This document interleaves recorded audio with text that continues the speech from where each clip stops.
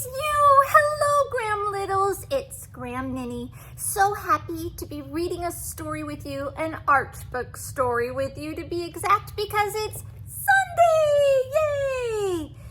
Get comfy. It's a special one. Today's art book is called The Princess and the Baby. And of course, it was written for you by Janice Kramer with pictures by Sally Matthews. Thank you, Sally and Janice.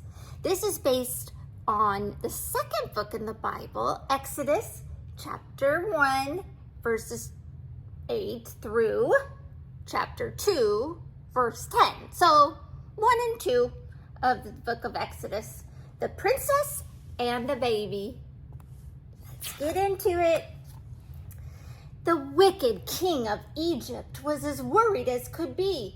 Israelites, he fumed and fussed. That's all I ever see. They work our land, they breathe our air. Those Israelites are everywhere. If I'm not careful, some fine day, they'll up and take my land away. Oh, he's feeling a little threatened. I'll make them suffer.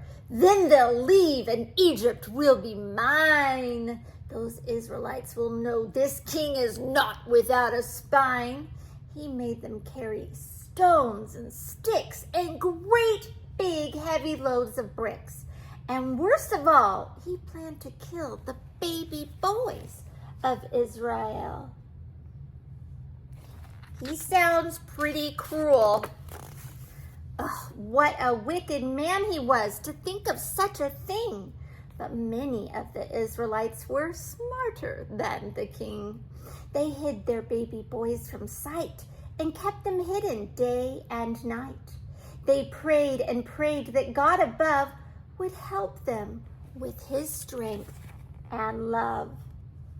Sometimes we need an extra dose of strength to get through some of the bumps of life. One mother tried to keep her baby quiet as a mouse, but every day the soldiers of the king rode by her house. If he should cry as they pass by, they'll know he's here, and he will die. My baby must be kept alive. Somehow, some way, he must survive. Mommy's love is like none other. She was so worried. And so that loving mother made a tiny little boat. With loving care, she made it strong so it was sure to float. She dressed her baby in his clothes, then kissed him on his little nose. Tucked him in with blankets round to keep him warm and safe and sound. Oh, this is pretty extreme, what she's doing. The baby's sister, Miriam, was puzzled through and through. Why, mother, cried the little girl, what are you going to do? You'll see, the mother said, you'll see. Be quiet now and follow me.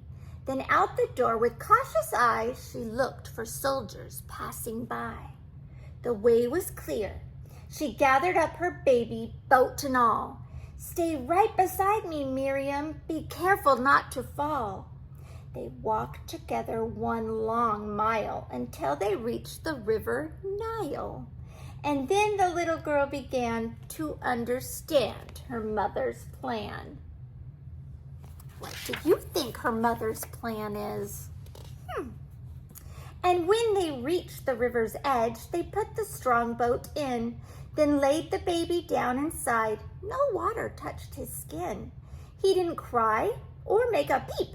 He simply yawned and went to sleep. The mother wiped away a tear. The king will never find him here. She was a pretty big constructor of boats, I will say. She did very well.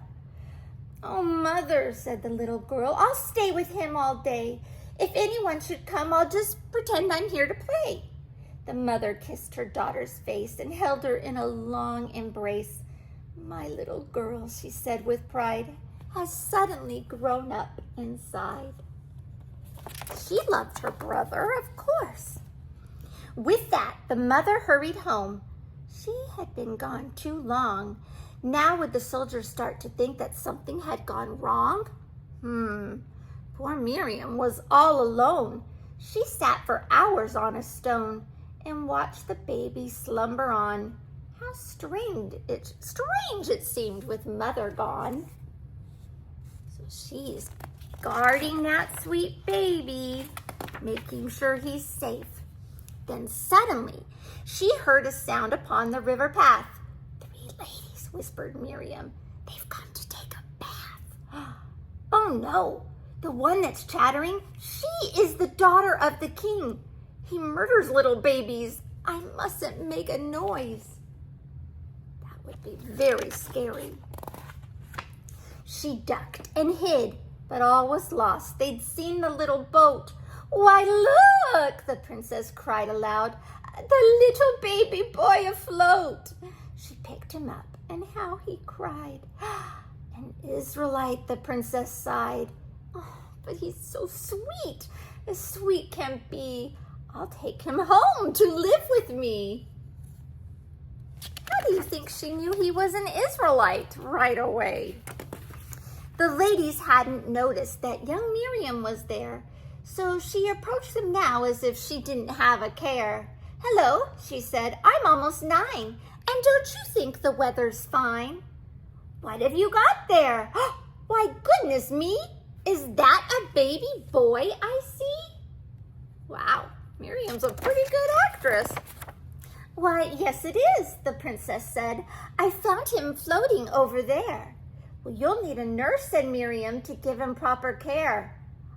I know a lady Israelite who'd nurse him for you day and night.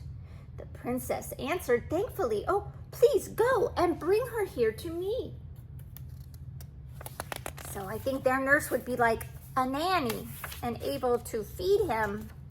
When Miriam came back, she had her mother by the hand. Then bowing low, the mother said, I'll do what you command. The princess looked at her and smiled. I'll pay you well to nurse this child. Take care of him until he's grown and love him as your very own. Easy to do, 'cause he is.